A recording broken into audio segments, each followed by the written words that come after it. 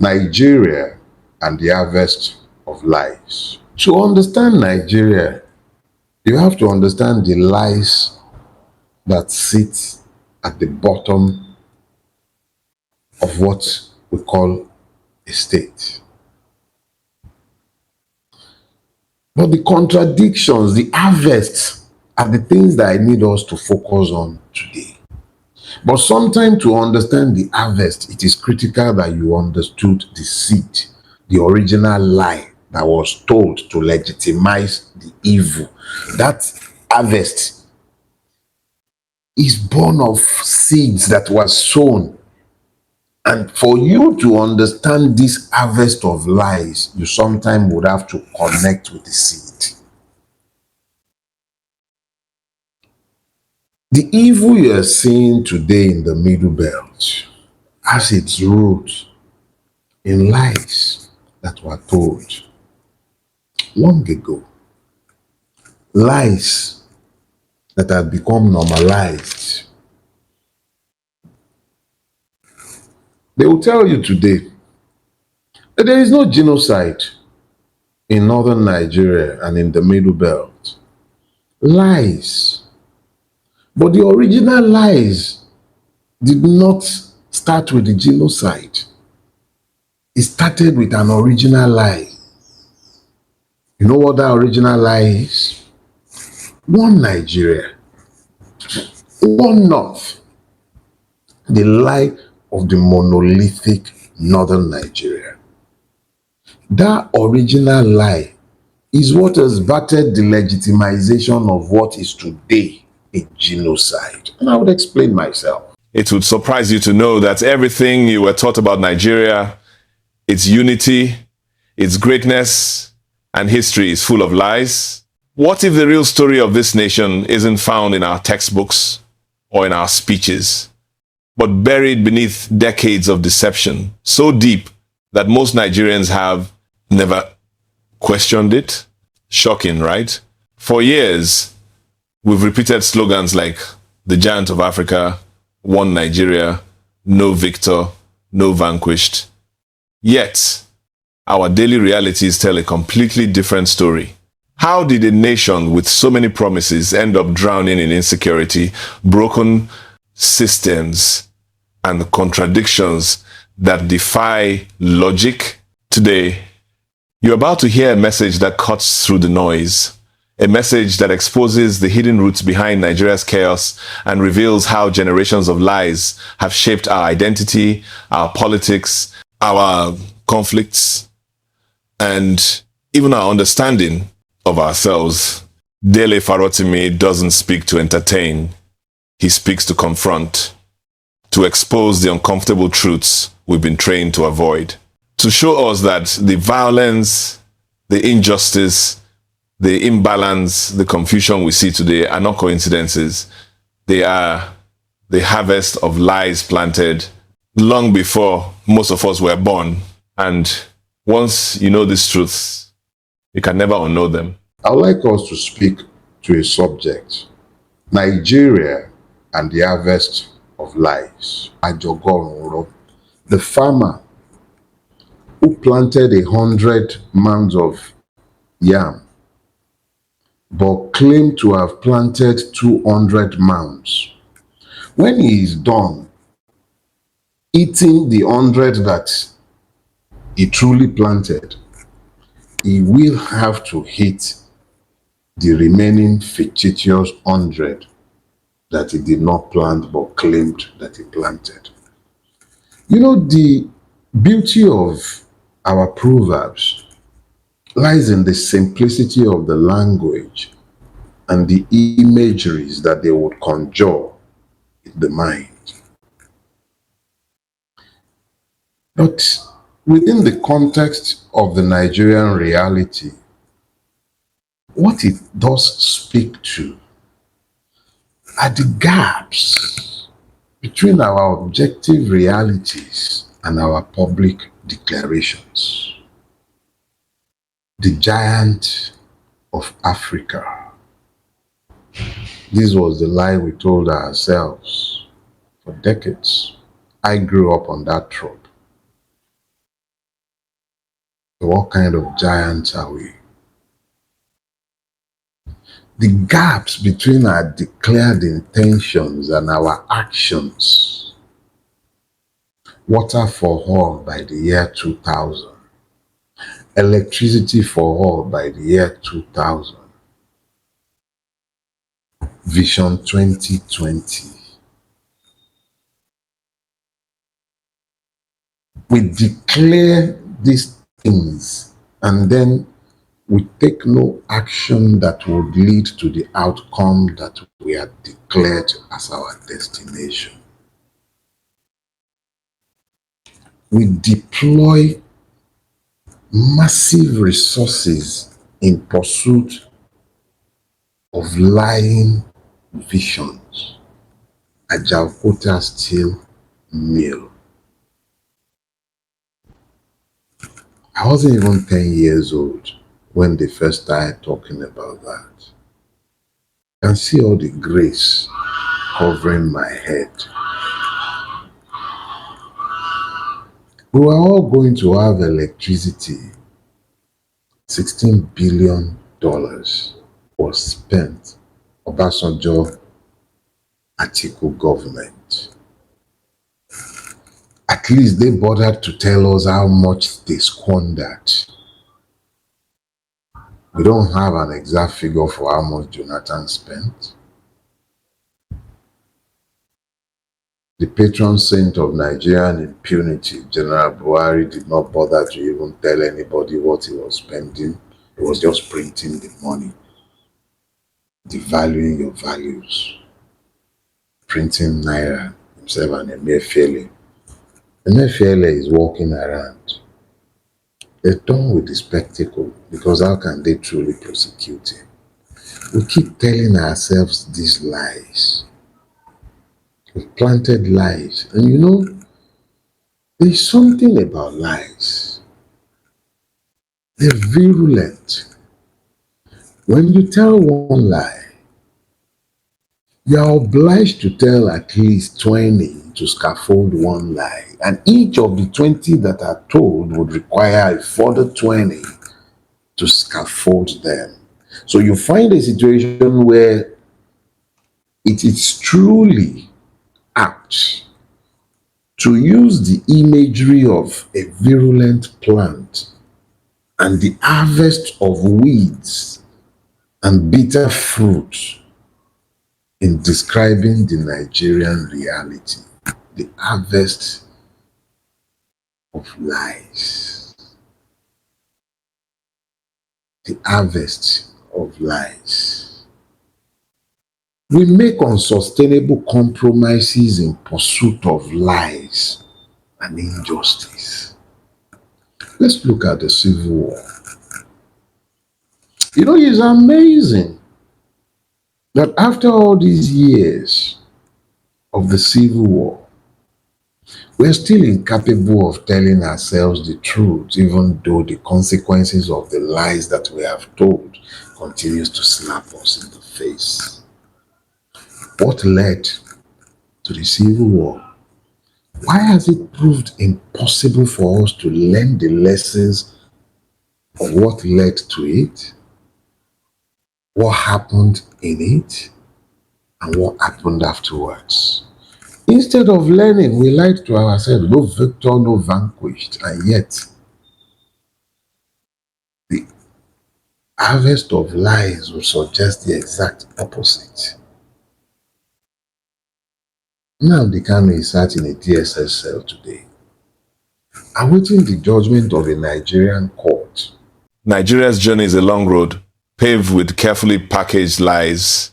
Lies we planted, watered, and now harvest in full. As Farotimi opens this message, he exposes the painful truth that the crisis we live in today is not an accident. It is the predictable harvest of seeds we sowed decades ago. For years, we called ourselves the Giant of Africa. It was a title we wore proudly, not because our achievements ended, but because the lie was convenient. We declared water for all by 2000, electricity for all by 2000, Vision 2029. They called it grand promises with no genuine intention behind them. Leaders spent billions, yet delivered nothing.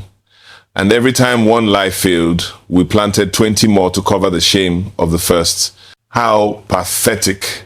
This is why Farotimi calls lies virulent. One falsehood multiplies until the entire structure depends on deceit to survive. Over time, these lies became our national identity. They shaped our politics, our institutions, our economy, even our collective memory. Look at the Civil War. We comforted ourselves with the phrase, no victor, no vanquished, even while building systems that clearly chose winners and condemned others to generational disadvantage. The consequences of that denial are still hitting us today, socially, politically, and morally. This is the Nigeria Farotimi describes, a nation choking on its own contradictions, living inside a harvest of lies, unable to escape the consequences of the seeds we once proudly planted. That's not all. Like this video as we continue watching how Farotimi blatantly pours out more untold realities. Nnamdi Kanu is sat in a DSS cell today, awaiting the judgment of a Nigerian court that is trying him on terrorism charges, while the same state is meeting with bandits and talking about repentant Boko Haram members. In the midst of our lies and the compromises these lies have led us into evolving, we actually have the only successful de-radicalization program in the entire wide world. My dear friend Kevin Black, the comedian, Governor Amunike, he did a skit the other day stripping his chief of staff of power and handing power to the handing the gun to the terrorists. And you realize that it is actually our lives that is mimicking his act. We lie to ourselves. No victor, no vanquished, but we centralized a federal state and turned it into a feudal democracy, and we talk about no victor, no vanquished.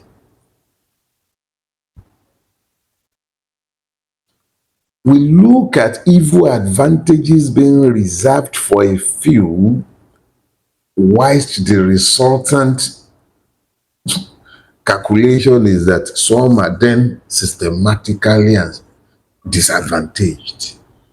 And we talk about no victor, no vanquished.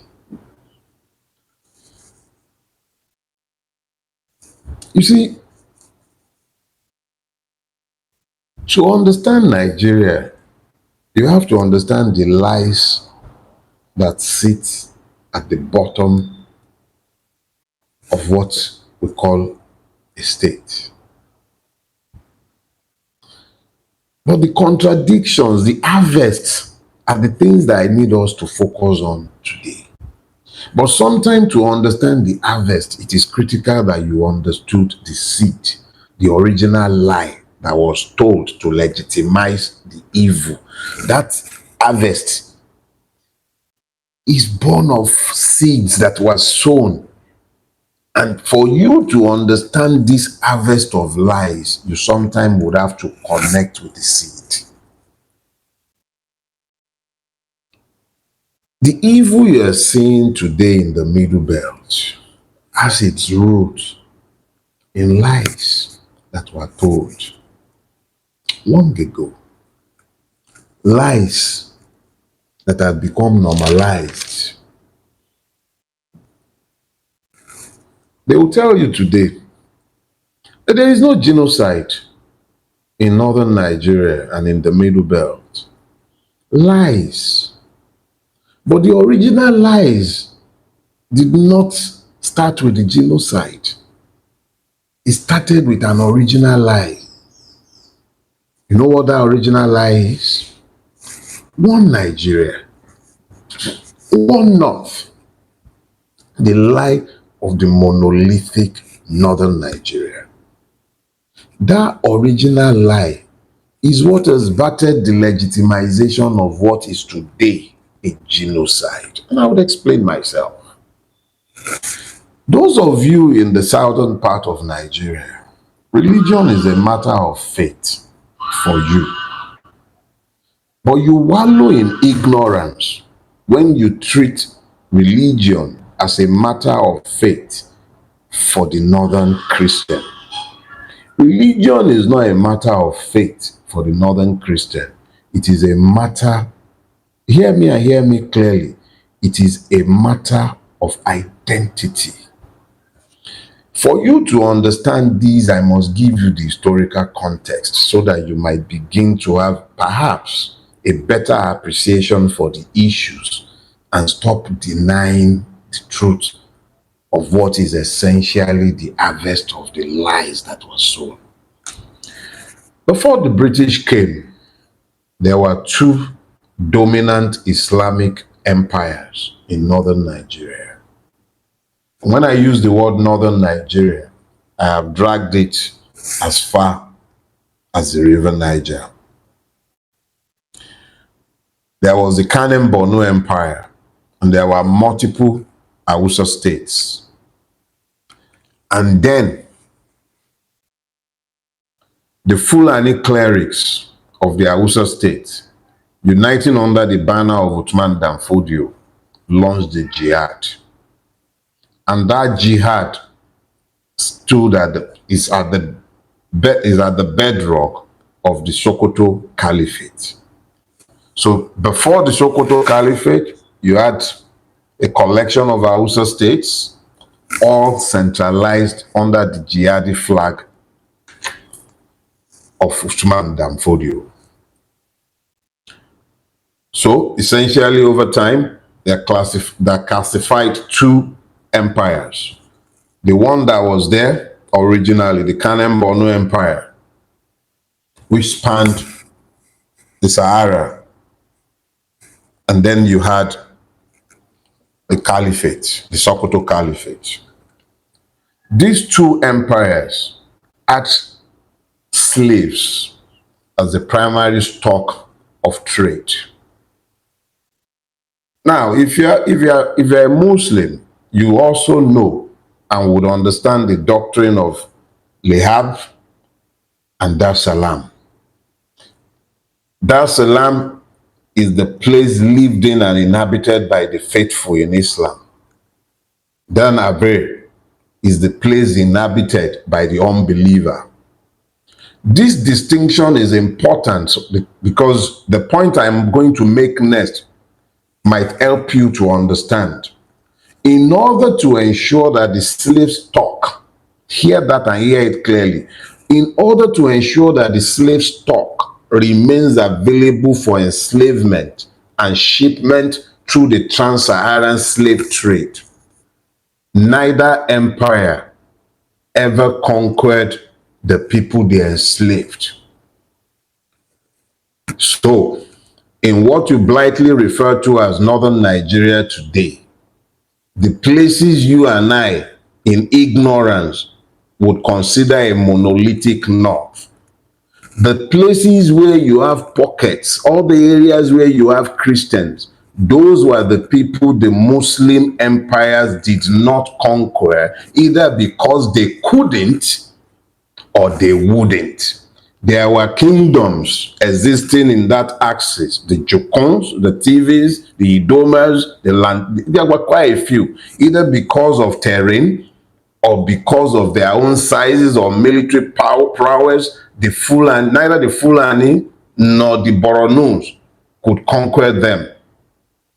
By the time the British came, these persons embraced Christianity And that is the identity for them that distinguished them from their former oppressors. Hausa language was a lingua franca, but it was not the language of their conqueror.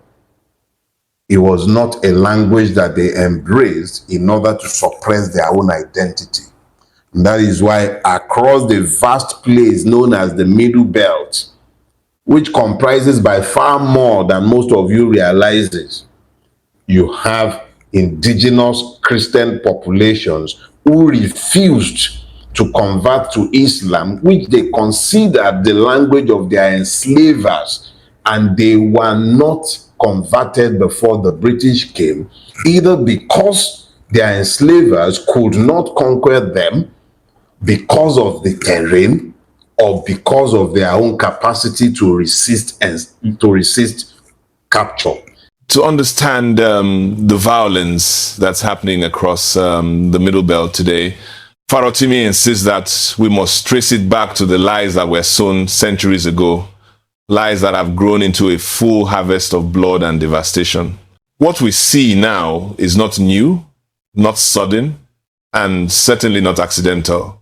It follows a pattern rooted in history, identity, and deliberate distortion. Long before Nigeria became a country, the Fulanis built garrisons across vulnerable communities, places they raided repeatedly for slaves. They came during harvest seasons, the moment when families were weakest, when a year's worth of labor sat ripened on their farms. They destroyed crops, seized people, and starved communities into submission. Starvation was a weapon, fear was a strategy, and disruption was the tool of control. That pattern, attacking when the people needed peace the most, did not disappear. It simply evolved into what we now label as herder-farmer clashes.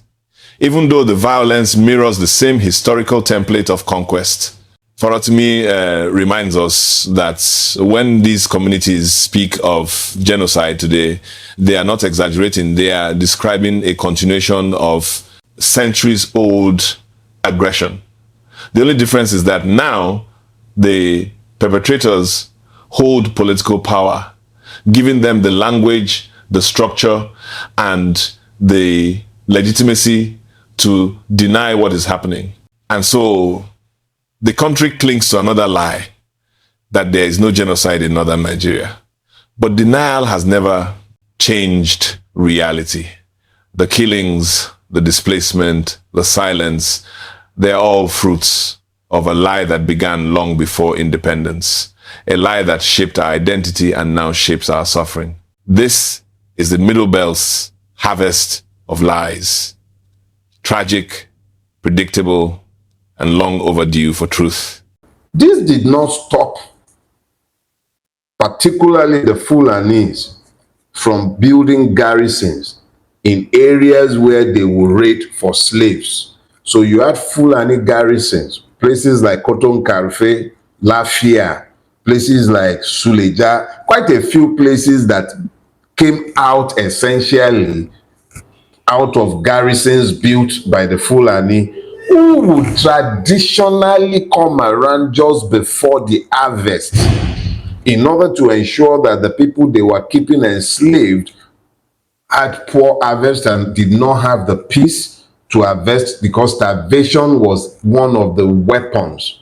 I recall hearing Bishop Hassan Kuka speaking to one proverb that evolved from his culture, where when you are eating too quickly, they say, the Fulani is coming, because you had to eat your food quickly and go into hiding, because historically they would come during your most vulnerable season when you need to harvest, and that is when they will come to harvest their slave stock, and that is when they will come grazing their cattle on the farms. So when you see this happening now, understand that it's following an historical pattern. So when they speak about a genocide and they label it a Christian genocide, understand that it is a continuation of the conquest that had been in place before the British came. That is what you're seeing today. The fact that this hegemony holds power in the country today means that you are going to have all kind of persons denying what is going on. But do not fool yourself. What you're seeing today is the harvest of lies, the ones that we had embraced over years and that we had told ourselves and refused to admit to. That is the harvest of the Middle Belt lie. The harvest of the Kanuri lie is Boko Haram. Let us be clear. Let us be clear. It was in this country that Boko Haram, for you to understand, go back to 2002, when what Obasanjo referred to as political Sharia was taking hold. What happened?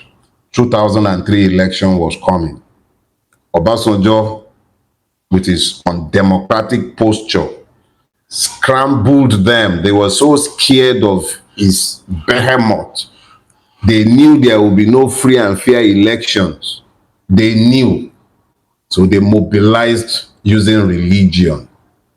In Borno particularly, the then governor tolerated, even if he wasn't, and I can't speak to it, but he tolerated Boko Haram to the point where he admitted one of them into his cabinet. That was the one that went back to their camp and told the rest that it is Gidan Barawo that they sent him to the house of thieves. That was what he called the executive council in Benue and in Borno. That was the beginning of the schism between the political masters in Borno, who facilitated the growth of the militant group known as Boko Haram because it was politically convenient at the time. Those are the lies that were told. And these are the harvests that we are all reaping today. Let me tell you something. Go back into your history. There is a conference known as the Lancaster House Conference. This was the time and the conference that Obafemi Awolowo led the northern and southern minority groups to. The myth that the British and the Kanuri and the Fulani was selling was that there are only three. There were only the only tribes in Nigeria, the only ethnic groups in Nigeria, the Kanuris, the Fulani, Hausa Fulani. That's another lie. They fused the groups together. Hausa Fulani. There is nothing called Hausa Fulani. We're still harvesting the fruit of that lie today. There is nothing called Hausa Fulani. You are either Fulani or you are Hausa. It's like saying somebody is Yoruba Igbo or Igbo Yoruba. You are who you are. You cannot be straddling things and doing style bender, but this style bending is part of the lie that we have told ourselves, embraced, acculturated, and today we are harvesting. So Obafemi Awolowo it was, who then took the minorities, the TVs, the Jukuns, the different minorities in the north, and took them to the Lancaster House Conference to prove the lie that there is nothing, all this lie about there being only like 4 or 5 ethnicities in Nigeria is a lie. That Nigeria is a nation of multiple ethnicities and nationalities. That this diversity can only be dealt with in understanding that federalism is the only way forward. That was the root of federalism in Nigeria. But of course, one Nigeria, it is no longer convenient to recognize our diversities and allow ourselves to build a country recognizing these diversities. It is no longer enough to want to be a red rose, as Oscar Wilde said. You must not only be a red rose, every other flower in the garden must be red, and they must be roses. That is the idiocy that has landed us where we are today. That is what has brought us here today. As Farotimi continues, he pulls our attention to a deeper truth, that Nigeria's dysfunction is not a random coincidence. It was engineered through decades of lies presented as national unity. One Nigeria, one North. These were not statements of identity, they were political tools. used to suppress diversity and force a false uniformity on millions. The British amplified these lies, local elites weaponized them, and generations inherited them as gospel.